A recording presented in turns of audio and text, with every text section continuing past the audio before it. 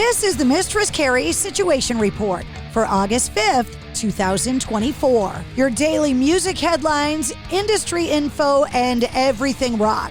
Aerosmith made a shocking announcement on Friday that they are retiring from the touring stage. In a lengthy statement posted online, it said, quote, "It was 1970 when a spark of inspiration became Aerosmith. Thanks to you, our Blue Army, that spark caught flame and has been burning for over 5 decades. Some of you have been with us since the beginning. All of you are the reason we made rock and roll history. It has been the honor of our lives to have our music become part of yours. In every club, on every massive tour, and at moments grand and private, you have given us a place in the soundtrack of your lives. We've always wanted to blow your mind when performing. As you know, Steven's voice is an instrument like no other. He has spent months tirelessly working on getting his voice to where it was before his injury. We've seen him struggling despite having the best medical team by his side. Sadly, it's clear that a full recovery from this vocal injury is not possible. We have made a heartbreaking and difficult but necessary decision as a band of brothers to retire from the touring stage. We're grateful beyond words for everyone who was pumped to get on the road with us one last time. Grateful to our expert crew, our incredible team, and the thousands of talented people who have made our historic runs possible. A final thank you to you, the best fans on planet Earth. Play our music loud, now and always. Dream on. You've made our dreams come true." Reaction was swift from royalty and rock and roll, including Brian May from Queen, who said, "This has brought a tear to my eye. Aerosmith have been a huge part of my life, as they have been for millions of other rock fans. Steven Tyler stands as one of the greatest vocalists and frontmen of all time, and it's heartbreaking that his extraordinary voice has been so damaged. We all send our love and prayers for your recovery, Steve. It's also typical of the pure class of the band that they have made and broadcast this bold decision in such style. The career of Aerosmith is truly something to celebrate forever. All things must pass, but the inspiring work of Aerosmith will live on, along with the memories of truly one of the most awesome bands to ever hit the stage." The Black Crowes said, "We are shocked and saddened by this news from earlier today. Nothing but love and respect to our friends in Aerosmith. Heartfelt thanks for all of the incredible memories. The Happiness Bastards tour, The Reprise, will still roll on this fall, with more dates to be added."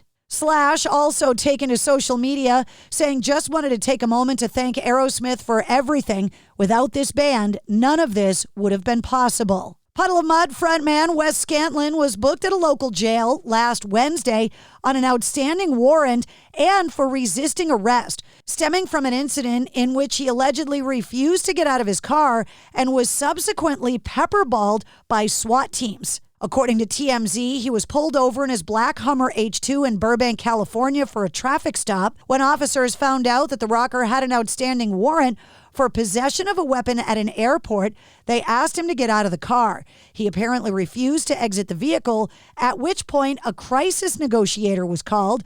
Officers then tried to use pepper spray on the singer and guitarist, but that didn't work either. At that point, they called in a SWAT team, which promptly broke one of the car windows and shot non-lethal pepper balls to finally get the musician to exit his car. After being taken to a local hospital to flush out his eyes, Scantlin was booked at a local jail and released. A court date has been set for August 20th. In a new interview in Detroit, Lee Kakati from Pop Evil talking about the upcoming follow-up to the band's 2023 album, Skeletons.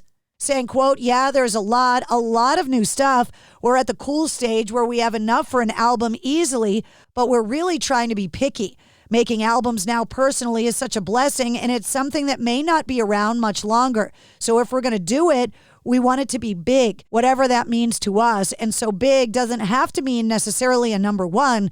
It has to mean something that we can really elevate our live show with. And I think, obviously, there's an old school part of our catalog that's still there, and we respect it. We want to play it as much as possible, but at the same time, we're really looking towards the future and how we can shape and juggle all of that." He also went on to hint that this upcoming new album could be the band's heaviest. Former 3 Days Grace and current Saint Asonia frontman Adam Gontier celebrating his 7th anniversary of getting sober. On Saturday, he released a statement saying, "Our greatest weakness lies in giving up. The most certain way to succeed is always to try just one more time. 7 years today, no drugs, no booze. Not looking for praise here. This is just a reminder for any of you out there struggling right now. I promise you it's possible. My advice would be surround yourself with people who care about you and your well-being. It's very hard to do this alone. I couldn't have.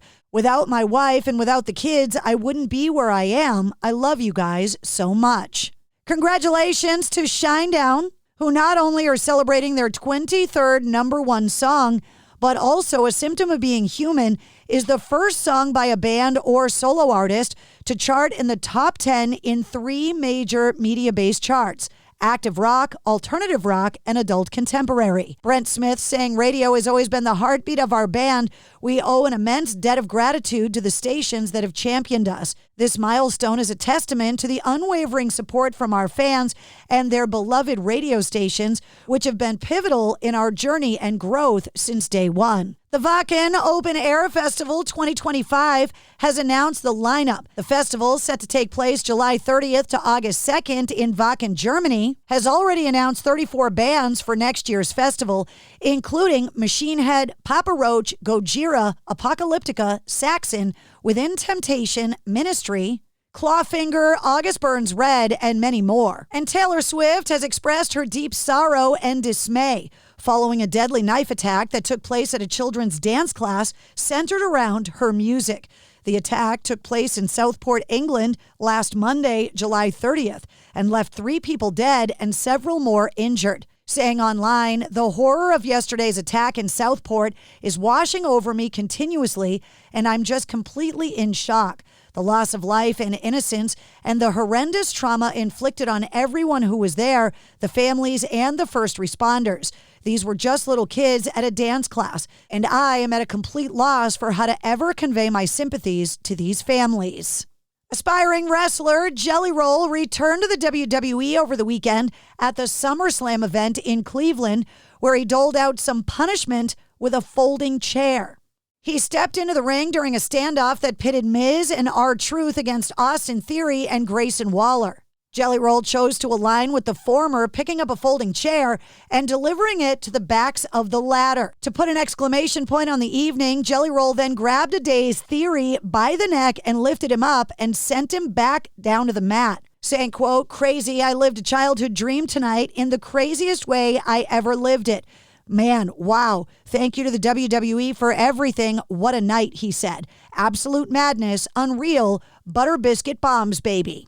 And that's your sit rep. For more details on all of the stories, check the links in the show notes of this episode. And don't forget to like, follow, and subscribe to the Mistress Carrie Podcast.